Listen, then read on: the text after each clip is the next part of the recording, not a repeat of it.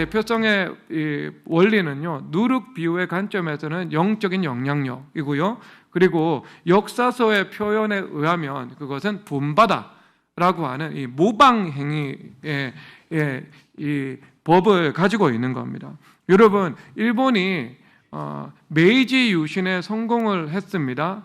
그래서 우리나라가 경술국치라는 이 전례 없는 취업을 당했죠.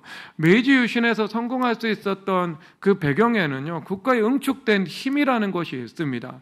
여러분, 본래 사무라이들은요, 학문으로 훈련된 사람이 아닙니다. 어려서부터 칼을 다루는 법을 배운 사람이에요. 그러니까 군인으로 성장했고, 군인으로 인생의 전성기를 보내었고, 군인으로서 모든 판단과 사고의 작용을 하면서 살아갔던 사람들인 거죠. 그런데 임진왜란 이후에 일본에서요, 도요토미 히데요시의 서군과 도쿠가와 이에야스의 동군이 서로 세케가하라 전투를 하잖아요. 이 전쟁을 통해서 일본 전국의 통일이 이루어지고요, 도쿠가와 이에야스에 의해서 에도 막부의 평화 시대가 200년 지속이 됩니다. 그 평화 시대 동안 사무라이들이요, 지식인화되고 관료화가 되는 거죠. 여러분, 그런데 이걸 주목해야 돼요. 군인들은요, 사고방식이 한 목적적이죠. 전쟁에서 승리할 수 있다면 모든 것을 활용할 수 있죠. 그러니까 군인이 가지고 있는 사고방식은요, 실용성이라는 것이 필수적으로 들어갑니다. 왜? 죽고 사는 문제거든요. 그래서 여러분, 이 사람들은요, 우리나라 이 조선 사림들처럼 성리학 이데올로기 하나에만 매몰되지 않았고요. 이 네덜란드, 당시 17세기 네덜란드가 이 기독교 청교도들에 의해서 독립혁명에 성공한 이후에 세계 최전성기를 구가하거든요. 그럴 때 네덜란드로부터 의학과 물리학과 과학이라는 최신 학문을 받아들여서 그들이 연구를 하기 시작했던 거죠. 그러니까 여러분, 일본의 사무라이들이요, 어떤 힘이 배양되었어요? 다양한 학문을 받아들이고 그것을 일본화시키고 발전시켜 나갈 수 있는 그 힘이 국가의 엘리트층 가운데에서 형성되고 있었던 겁니다. 그리고 메이지 유신 이후에는요, 국민교육을 통해서 제국대학 그리고 사관학교 만들어가지고요, 농민들과 평민들의 자녀들도 똑똑하다면 다 입학할 수 있도록 제도를 만들어 놓았던 겁니다. 그래서 그 인재의 폭이 넓어지게 된 것이고요, 거기서 그 일본의 지금까지의 성공을 이룰 수 있는 토대가 마련이 되는 거죠. 여러분, 그렇다면 대한민국도 경이적인 성공을 거두었죠. 그 성공의 배경에는요, 하나님의 축복이 있습니다. 그리고 교회를 통해서, 예배를 통해서 임한 하나님의 그 은혜의 생명의 강이 있는 거죠. 그래서 여러분, 역사상 복음이 흥한간 곳에 하나님께서 경제적으로도 축복하셨습니다. 이게 세계사가 말하고 있는 바예요. 그러면 여러분, 하나님께서 뿐만 아니라 우리나라를 복음의 제사장 국가로 삼으시기 위해서요, 하나님께서 우리 민족 가운데 심어놓으신 DNA도 있습니다. DNA. 여러분, 조선시대에는요, 과거 시험을 통해서 인재를 등용했죠. 에도시대는요, 혈통으로 관료가 되었습니다. 근데 조선시대는요, 에도시대보다 그런 면에서 더 나았습니다.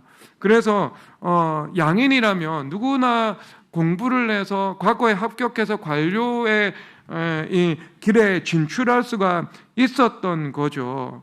그래서 여러분, 성리학 이데올로기가 조선 사회를 다스리고 있었는데요, 이 성리학 이데올로기의 핵심은 수기치인입니다. 자신의 마음을 수양하고, 그리고 마음을 수양해서 다른 사람과 나라를 다스리는 거죠. 그래서 필연적으로 성리학의 지식을 통해서 자신의 마음을 관리할 뿐만 아니라 나아가서 치국을 하고자 하는 목적을 분명히 가지고 있었던 거죠. 그 가치를 현실 정치 속에서 실현하려고 하는 의도를 사대부들이 분명히 가지고 있었던 겁니다.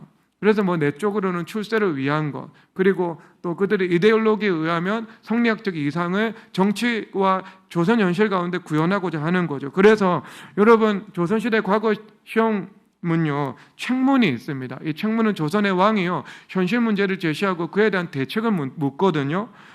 그래서 유교 경전을 깨뚫은 상태에서요, 그 유교 경전을 근거로 해서 현실 문제를 풀어나갈 수 있는 그 답을 기술해야 했던 거죠. 그러면 여러분, 무엇이 배양될 수밖에 없어요? 학문하는 힘이 우리 조상들에게 배양될 수밖에 없는 겁니다. 그 학문의 범위 자체는 매우 좁았죠. 왜냐하면 여러분 유럽이 종교개혁과 그 다음에 구텐베르크의 그 금속 인쇄 활자술의 그 발명을 통해 가지고요, 먼저 성경이 유럽 전역에 보급이 되거든요. 그러니까 성경을 읽으면서요, 국민이 계몽이 되기 시작하는 거죠. 그리고 그 계몽과 함께 뭐 법학, 철학, 의학, 과학, 각종 이 과학 기술과 학문이요 폭발적으로 빛나도록 증가하기 시작합니다. 여러분 뭐 독일, 영국, 스코틀랜드 이런 곳에서요, 이 개신교 국가에서요. 그런데 우리나라는 학문의 범위는 매우 좁았습니다. 인문학만 배운 거죠. 인문학만 배우면 안 되고요, 경제학 배워야 되고 공학 배워야 되는 거잖아요. 그래야 나라가 부강해지는 것이거든요. 그런데 여러분 우리 민족 안에는요, 적어도 인문학에 불과한 것이지만 성리학에 갇혀 있었지만 학문할 수 있는 힘은 내재적으로 배양되어 갔던 거죠. 그래서 지식을 획득하고 사용하고 발전시킬 수 있는 그 힘이 비축되었고요. 그리고 전쟁 이후에 이 근대화 과정을 통해서 폭발적으로 이 역량이 꽃을 피우게 되었던 것입니다. 그러니까 여러분 그것뿐만이 아니죠. 사람은 모방행위를 하거든요. 근데 모방행위를 할 때 가치가 없는 것을 모방하기보다는 좀 더 가치가 있고 존귀한 것을 모방하려는 속성을 가지고 있습니다. 여러분 노숙자 모방하는 사람 봤습니까? 없죠. 그런데 사람들이요, 예를 들어 과거 관점에서는 귀족이 한다던가 아니면 이 시대 관점에서는 조금 돈이 있는 사람들이 한다던가 하면은요, 그것을 모방하려고 하는 이 속성을 다 가지고 있는 거죠. 그러니까 사무라이층 그리고 양반층이 가지고 있었던 어떤 그런 지식적인 추구함이요, 백성 전체로 확산이 되기 마련인 것입니다. 그런데 여러분 캄보디아는요, 크메르르주 통해 가지고요 어때요? 이 300만 명의 학살을 당했거든요.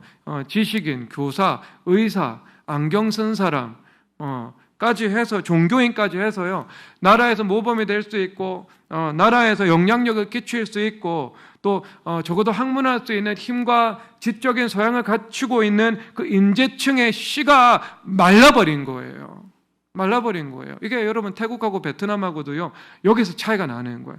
여러분 시편 11편 3절을 읽도록 하겠습니다. 읽겠습니다. 시작. 터가 무너지면 의인이 무엇을 하랴. 아멘. 그러니까 터가 무너진 거죠, 나라 가운데.